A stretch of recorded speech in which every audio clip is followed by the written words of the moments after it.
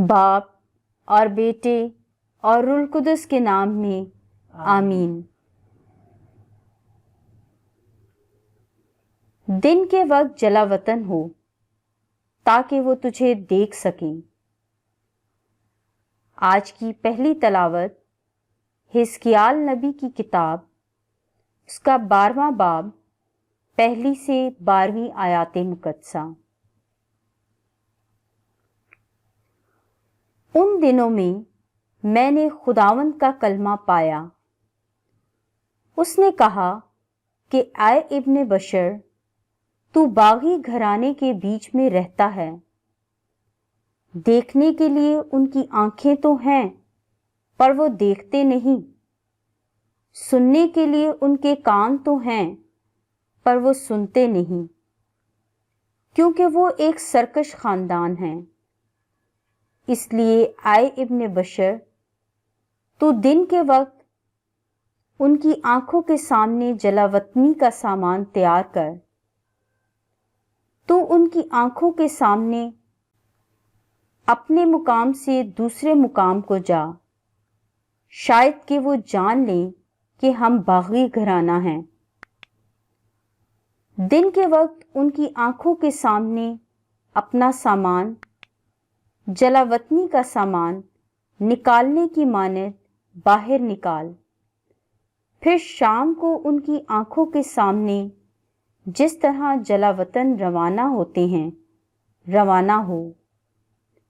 ان کی آنکھوں کے سامنے دیوار میں چھید کر اور اس میں سے سامان نکال۔ ان کی آنکھوں کے سامنے اسے کندھے پر اٹھا اور اندھیرے میں روانہ ہو اور اپنا چہرہ ڈھانپ لے تاکہ تو زمین کو نہ دیکھ سکے، کیونکہ میں نے تجھ کو اسرائیل کے گھرانے کے لیے نشان ٹھہرایا ہے۔ تو جیسے مجھے حکم دیا گیا تھا میں نے ویسا ہی کیا۔ میں نے دن کے وقت اپنا سامان، جلاوطنی کا سامان نکالنے کی مانند نکالا، اور شام کو میں نے زور سے دیوار میں چھید کیا۔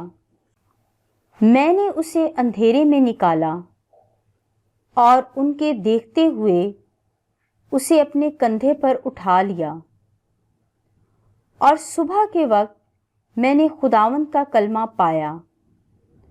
اس نے کہا کہ اے ابن بشر، کیا اسرائیل کے گھرانے یعنی اس سرکش خاندان نے تجھ سے نہیں پوچھا کہ تو کیا کرتا ہے؟ ان سے کہہ دے کہ مالک خداوند یوں فرماتا ہے کہ یروشلم کے رئیس اور اسرائیل کے تمام گھرانے کے لیے جو اس میں ہیں یہ بار نبوت ہے۔ کہہ دے کہ میں تمہارے لیے ایک نشان ہوں، جس طرح میں نے کیا اسی طرح ان سے کیا جائے گا۔ وہ جلاوطنی اور اسیری میں جائیں گے۔ جو رئیس ان کے درمیان ہیں وہ اندھیرے میں اپنے کندھے پر سامان اٹھائے گا اور روانہ ہوگا، اور باہر نکلنے کے لیے دیوار میں چھید کیا جائے گا، اور وہ اپنا منہ ڈھانپے ہوئے ہوگا تاکہ زمین کو اپنی آنکھوں سے نہ دیکھے۔ پاک کلام کے پڑھے اور سنے جانے پر خدا کی برکت ہو۔ خداوند کا شکر ہو۔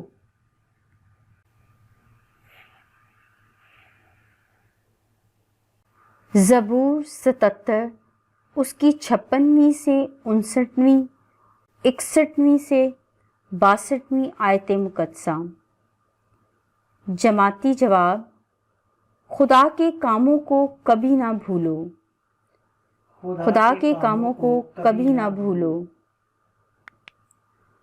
انہوں نے خدا کو آزما کر خدا تعالیٰ کو غصہ دلایا اور اس کے قواعد کو نہ مانا، بلکہ اپنے باپ دادا کی مانند برگشتہ ہو کر بے وفائی کی۔ وہ دھوکہ دینے والی کمان کی طرح پلٹ آئے۔ جماعتی جواب: خدا کے کاموں کو کبھی نہ بھولو۔ انہوں نے اپنے اونچے مقاموں سے اس کا غضب بھڑکایا اور اپنی تراشی ہوئی مورتوں سے اسے غیرت دلائی۔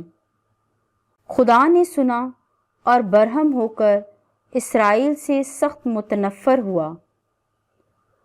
جماعتی جواب: خدا کے کاموں کو کبھی نہ بھولو۔ اسی نے اپنی قوت کو آسیری میں اور اپنا جلال دشمن کے ہاتھ میں دے دیا۔ اس نے اپنی امت کو تلوار کے حوالے کیا اور اپنی میراث پر خشمناک ہوا۔ جماعتی جواب: خدا کے کاموں کو کبھی نہ بھولو۔ Hallelujah, hallelujah. آئے خداوند، تیرا کلام سچائی ہے، سچائی کے وسیلے ہمیں مقدس کر۔ ہاللویا۔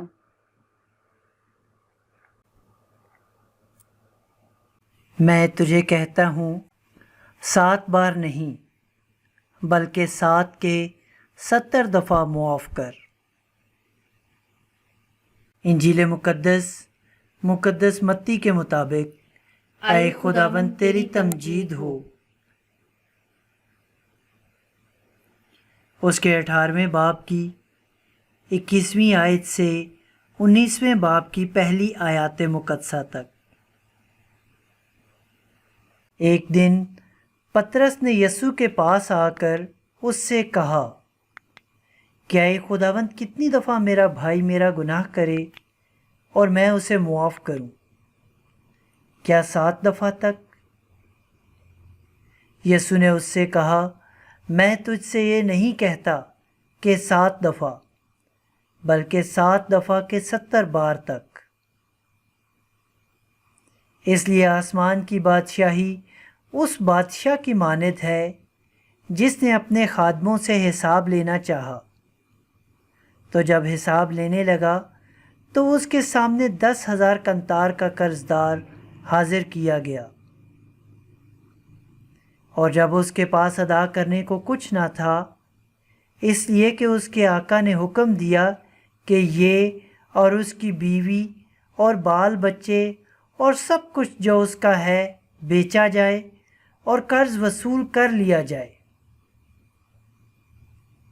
مگر اس خادم نے گر کر اس کی منت کی اور کہا میرے بارے میں صبر کر اور میں تجھے سب ادا کروں گا۔ اس خادم کے آقا نے ترس کھا کر اسے چھوڑ دیا اور قرض اسے بخش دیا۔ مگر جب وہ خادم باہر نکلا تو اس کے ہم خدمتوں میں سے ایک اسے ملا جس پر اس کے 100 دینار آتے تھے۔ اس نے اس کو پکڑ کر اس کا گلا گھونٹا اور کہا اپنا قرض ادا کر۔ تب اس کے ہم خدمت نے گر کر اس کی منت کی اور کہا میرے بارے میں صبر کر، میں تجھے سب ادا کروں گا۔